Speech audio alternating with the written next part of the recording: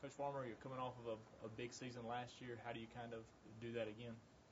Well, it really was a very special season. Obviously, a lot of accomplishments. First time in school history, the teams played for a state championship. So, I think we entered last season as underdogs, unranked and not a lot of expectations. And I think it proved to our kids that, if you just go out and play good football and play hard, that, good things can happen. So we're going into this season with the same attitude. We're just going to be the best we can be. And, and whatever happens will happen. Now, do you think because you're going up classification, going into 3A, that people again will look at y'all as the underdogs going in? Well, that's funny. We're probably the first team in the history of South Carolina football where you played for a state championship and the next year you enter the season unranked. And it's because of the switch and moving up in classification. So, we're in the toughest region, 3A region in the state of South Carolina, and it's a great football. We realize, again, we're going to be the underdogs, but, we've got a great group of kids that are really working hard. And, we're just going to go out and be as good as we can be and let everything else take care of itself.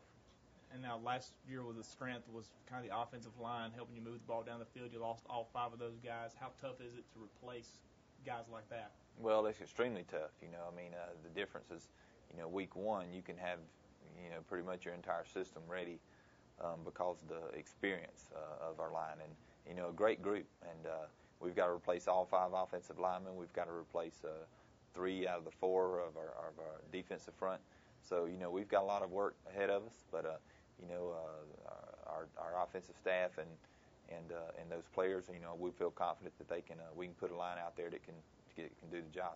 And it also probably helps, too, that you have Reggie coming back, and as good as he is, too, he can get a lot of yards by himself. Well, we feel really good about our skill people. Obviously Reggie had a great year. But, throughout the playoffs, a couple weeks, Charles Wilkins came in and did an excellent job. He's an excellent player, an excellent back. Dwayne Bird will kind of take over that role that Danny Smith had, I think. So we feel like we've got some good backs, and if they can just give us a crease, we feel like we've got some guys that can make something happen. Are you still kind of wanting to be in that spread formation, doing a lot of the one-back stuff? Yeah, we really do.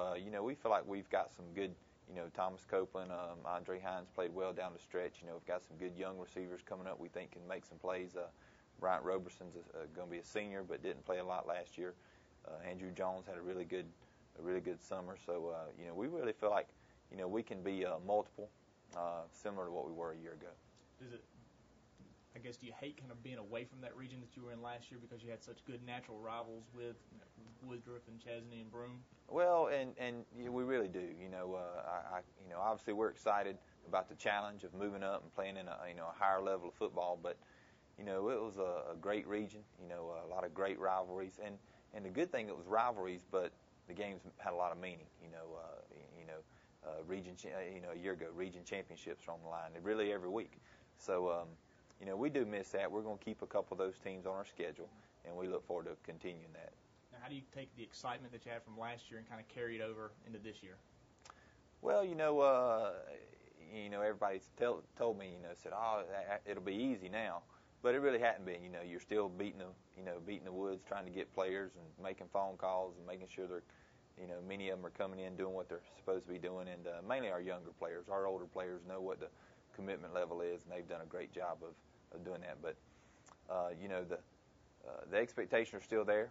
We know that week in, week out, we've beefed up our schedule to really accommodate playing in a tougher region, try to prepare us for those that tough region and tough playoffs draw. So, but our expectations aren't going to change. We just want to be as good as Chapman can be, and then we'll let the rest take care of itself.